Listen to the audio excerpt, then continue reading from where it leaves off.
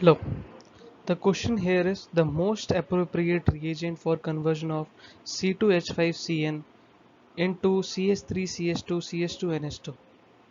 So the most appropriate reagent will be LiAlH4, as you can see, because the whole reaction will be CH3CH2 CH3CH2C triple bond with nitrogen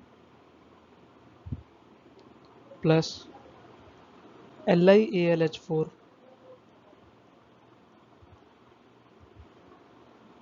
when reacts gives CH3 CH3 CH2 NH2. The basic explanation here is NaBH4. NaBH4 does not reduce RCN, the RCN bond.